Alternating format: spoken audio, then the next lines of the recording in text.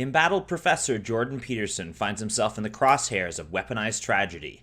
I'm your host, B.A. Jarvis, and you are watching The Golden Door.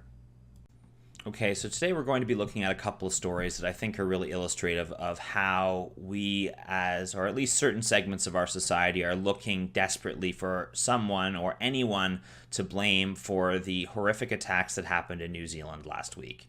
Now, you've probably already heard of these two stories, unless you're living under a rock or don't care or want to know who Jordan Peterson is or are just trying to take a break from the circus that is our media. But here goes. Vice magazine, or Vice Media, publishes Jordan Peterson's 12 Rules book pulled from New Zealand shelves following the Christchurch mosque shootings. Okay, I'm just going to read the story and then we can talk about it a bit afterwards. In an email sent out by National Bookstore in New Zealand, said the decision to pull the book came in light of some extremely disturbing material. A national bookstore in New Zealand has pulled a self-help book written by controversial Canadian psychologist Jordan Peterson following the Christchurch mosque massacres. This week, Whitkools, I'm assuming that's how you pronounce it, a chain that has 56 stores across New Zealand, pulled 12 Rules for Life from its shelves, tying their decision directly to the Christchurch shootings, in which 50 Muslims killed and another 50 were injured by a white supremacist. Whitkools has not given an official reason for pulling the bestseller, but offered some clues in an email sent to customers. Unfortunately, 12 Rules for Life is currently unavailable, which is a decision that Whitkools has made in light of some extremely disturbing material being circulated prior, during, and after the Christchurch attacks, the email states. As a business which takes our responsibilities to our communities very seriously, we believe it would be wrong to support the author at this time. As someone pointed out, this disturbing material alluded to the bookstore's email may not be in regard to the content of the self-help book, but the photo of Peterson posing with a fan in New Zealand in February. The fan, an older man with whom Peterson has his arm around, is wearing an "I'm a proud Islamophobe" shirt. The photo, taken in Auckland on February 21st during his book tour, is one of many taken that day. The photo was previously available online by OMG VIP, but has since been removed. Peterson, a polarizing figure, came into prominence in 2015 and has since been lionized by many as a free speech martyr, a slayer of social justice warriors by far-right adherents. Neither the psychologist's name nor his work was mentioned in the Christchurch shooters' lengthy manifesto. So first I want to mention some of the language used in this article, and this is kind of the bias that Vice Media trades in these days. I was actually working on a story on Vice about how I was recently impressed with a couple of YouTube videos that they've recently released. And I have a bit of a complicated history with Vice. I mean, they were very influential in my university days when they were first getting their start in Canada, but I'll leave that for another video. I just want to mention here again that, like, free speech martyr, slayer of social justice warriors by far-right adherents. And this is something that drives me crazy, that everyone who may be a fan of Jordan Peterson or may have, enjoyed any of his books or his lectures is automatically smeared with the far-right association. I can't even remember the last time I've seen just right wing. It's always alt-right or far-right or something to make it seem like these people have been already pushed to the margins of acceptable thought within society. Secondly, I just want to mention as well that I do have, unfortunately, a copy of the Beyond the Pale book that has been banned in New Zealand. So, I've read it, I enjoyed it, so just want to get that out there.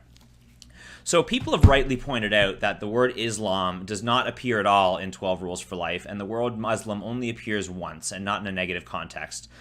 Sam Harris, who Peterson has debated at great length about the nature of truth and the value of religion and belief in our society, has been far, far more critical of Islam than Peterson ever has. I mean, pick up any of Sam Harris's books and you can easily find that out for yourself, or listen to some of his podcasts, Waking Up with Sam Harris.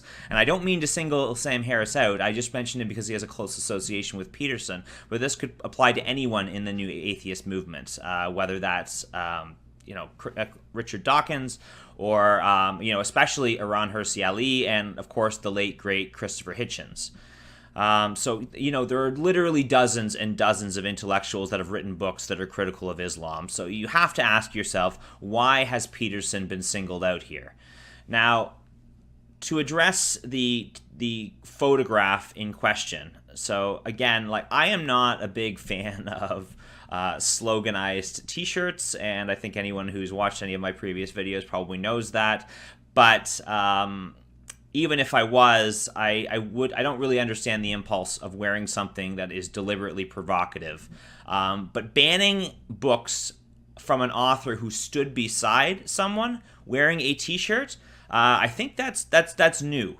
I think that's new for our society. So why has Peterson been banned? And I think the reason why is, as soon as this guy came to prominence, the left-wing media have been trying to take this guy out. They've tried numerous times with numerous smear pieces and hit articles, and they haven't been successful.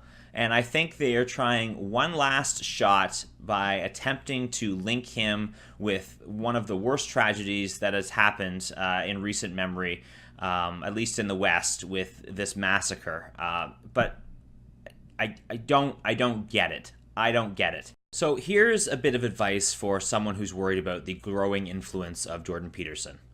Leave him alone. Like, seriously, leave him the fuck alone. As evidenced time and time again, every time you try and paint this guy as something he's not, he just gets more popular. You saw it with the Kathy Newman interview on Channel 4 in the UK. You saw it when he was interviewed by Helen Lewis for British GQ. There was a funny exchange on one of his appearances with Joe Rogan where he states that he has found a way to monetize social justice warriors, in the sense that, you know, if they don't show up to protest, he gets to speak and spread his ideas and people get to listen. And if they do show up in protests, it gets filmed and put on YouTube and goes viral, and he becomes even more popular. So you cannot win. You can't win Darth. He's like Obi-Wan. You try and strike him down and he will become more powerful than you can possibly imagine. So yes, in the West, we are at the point where we are censoring books again. So very progressive, real progressive here. I wonder if New Zealand, as part of its mandatory buyback program for guns, will also have a bunch of bonfires set up as well. So anyone who has had misfortune of buying Peterson's book while it was still for sale can just toss their book in the bonfire and watch it burn, along with relinquishing their firearms. So I think I'm going to leave it here and address the Cambridge situation in a separate video. But to reiterate, it is really hard not to see this as weaponized tragedy.